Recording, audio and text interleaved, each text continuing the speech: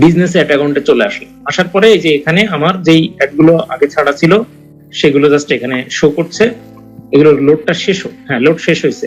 এবার আমরা একটা অ্যাড যেহেতু রান করব, অ্যাড রান করার জন্য এই যে ক্রিয়েটে ক্লিক করব আমরা প্রথমে। হ্যাঁ, এই যে ক্রিয়েটে ক্লিক করলাম, করার পরে আমি বলেছিলাম যে এখানে আসলে অনেকগুলো অবজেক্টিভ আছে। হ্যাঁ, তো এই অবজেক্টিভ গুলো কখন কোনটা ইউজ করতে হয় সেটা আলটিমেটলি এগুলো না জানলেও চলবে, অ্যাওয়ারনেস না জানলেও আপাতত চলবে, ট্রাফিক না জানলেও চলবে, এনগেজমেন্ট এবং লিড আর সেল এই তিনটা জিনিস আমাদের টুকটাক জানা দরকার। তো গতদিন আমরা সেলস নিয়ে কথা বলছি, সংক্ষেপে বলে দিচ্ছি এনগেজমেন্টটা কি। এনগেজমেন্ট হলো যদি কোনো পোস্ট বুস্ট করতে চান এবং সেখানে যদি শুধু আপনি যদি চান যে না আপনার যে বিজ্ঞাপনটা আছে সেই বিজ্ঞাপনটা ক্লায়েন্টরা কমেন্ট করবে, লাইক দিবে, শেয়ার করবে, তাহলে সেই ক্ষেত্রে আপনি এনগেজমেন্ট সিলেক্ট করবেন। আর যদি লিডস জেনারেট করতে চান, অর্থাৎ মানে আপনার ক্লায়েন্টের ইমেল নিতে চান, ক্লায়েন্টের ফোন নাম্বার নিতে চান, তাহলে এই অপশনটা সিলেক্ট করবেন। হ্যাঁ, আর সেলস হলো ডাইরেক্ট সেল করার জন্য আপনি এই অপশনটা সিলেক্ট করবেন। তো আমরা আপাতত সেলসে সিলেক্ট করছি, করার পরে কন্টিনিউ বাটনে ক্লিক করছি। কন্টিনিউ বাটনে ক্লিক করবে, ম্যানুয়াল সেলস ক্যাম্পেইন আছে, ম্যানুয়াল সেলস ক্যাম্পেইনটা সিলেক্ট করে দিয়ে কন্টিনিউ বাটনে ক্লিক করছি।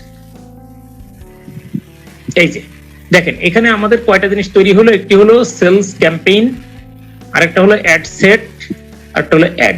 হ্যাঁ, তো আমরা অ্যাড সেটে ক্লিক করি। অ্যাড সেটে ক্লিক করার পরে আমাদের অ্যাড সেটে তেমন কোনো কাজ নাই, আমাদের দিতে হবে অ্যাড একদম শেষে। এই অ্যাডে ক্লিক করার পরে একদম শেষে এসে, একদম শেষের দিকে এসে দেখেন লেখা আছে কি ট্র্যাকিং, সরি হ্যাঁ কই যেন,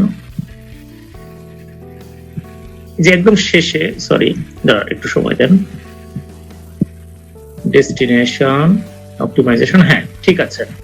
এই যে ট্র্যাকিং লেখা আছে না, ট্র্যাকিং লিখে যে ওয়েবসাইট ইভেন্ট, ওয়েবসাইট ইভেন্টে ক্লিক করবেন। এই যে ওয়েবসাইট ইভেন্ট, তার মানে জিনিসটা আমি বুঝাইতে পেরেছি। আপনি যে তিনটা জিনিস, একটা অ্যাড ক্রিয়েট করতে হলে কিন্তু তিনটা জিনিস অটোমেটিক্যালি ক্রিয়েট হয়। একটা হলো new sales campaign, new sales ad set, একটা হলো নিউ সেলস অ্যাড। এই যে অ্যাড সেট ক্যাম্পেইন, তার মানে প্রথমে সেলস ক্যাম্পেইন অপশনটা শেষ করবেন, যেটা আগের ভিডিওতে দেখিয়েছি। অ্যাড সেট কিভাবে ক্রিয়েট করবেন, ওখানে কাজ করবেন সেটাও দেখিয়েছি।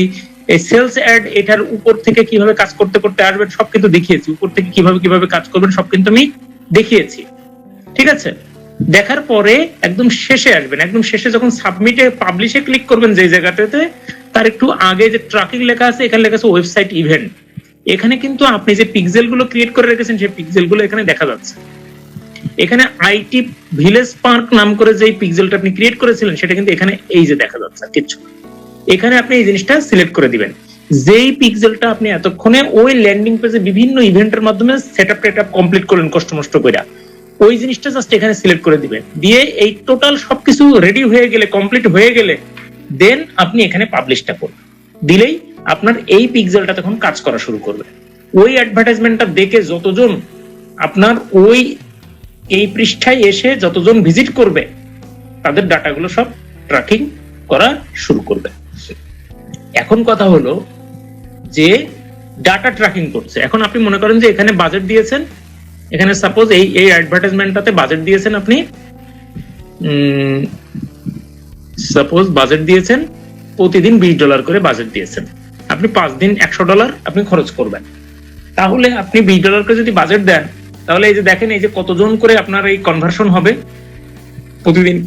প্রতিদিন প্রায় 100 জন করে মানুষ আপনার এই পেজে ভিজিট করবে। এই লেখায় আছে যদি প্রতিদিন $20 করে দেন তাহলে প্রতিদিন 100 জন করে মানুষ কমপক্ষে আপনার এই ওয়েবসাইটটাতে ভিজিট করবে, প্রতিদিন 100 জন। এই 100 জনের মধ্যে হয়তো 5 জন হলো অর্ডার করবে, আর 95 জন তার অর্ডার করবে না, বাট তারা তো ফিরে যাচ্ছে না কিনে। এখন তাদের ডাটাটা ফেসবুক ওই পিক্সেলের মাধ্যমে, এই যে এই পিক্সেলটার মাধ্যমে ফেসবুক কিন্তু তার ডাটাটা সেভ করে রাখছে।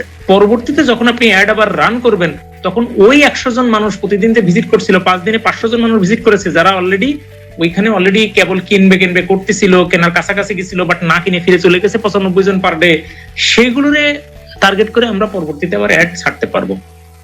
সেই কারণে আসলে পিক্সেলটা কাজ করানো।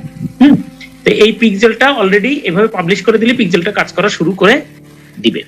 এভাবে যদি 5 দিন 10 দিন 100 দিন 15 দিন 1 মাস যদি আপনি অ্যাড রান করেন তাহলে ডাটা সব জমা হতে থাকবে, ডাটা জমা হতে থাকবে এবং সেই ডাটাগুলো এইখানে যে দেখা যাবে, এই যে আমি দেখাচ্ছি ডাটা কোথায় যে দেখা যাবে, এই যে এখানে গিয়ে আপনার ডাটাগুলো দেখা যাবে। ওই জন্য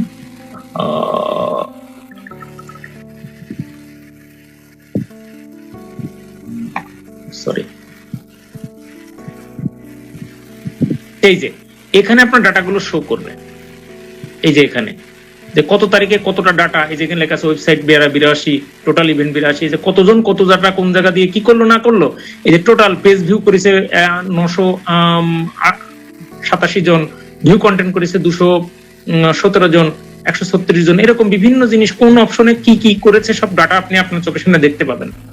যখন ডাটাটা আসলে একটু বেশি সংখ্যক হয়ে যাবে, অর্থাৎ দেখা সাপোজ পেজ ভিউ হয়ে গেছে 2000, এটা হয়ে গেছে 1000, এরকম সবকিছু যখন 1000-এর বেশি হয়ে যাবে, তখন আপনি এখানে আবার রিমার্কেটিং করতে পারবেন। এখনো কিন্তু রিমার্কেটিং শুরু হয়নি, রিমার্কেটিং করার ব্যাপারে আপনি জাল কেবল বিছালেন। আমি কি বুঝাইতে পেরেছি জিনিসটা? রিমার্কেটিং করার জন্য আপনি জাল কেবল বিছাইলেন।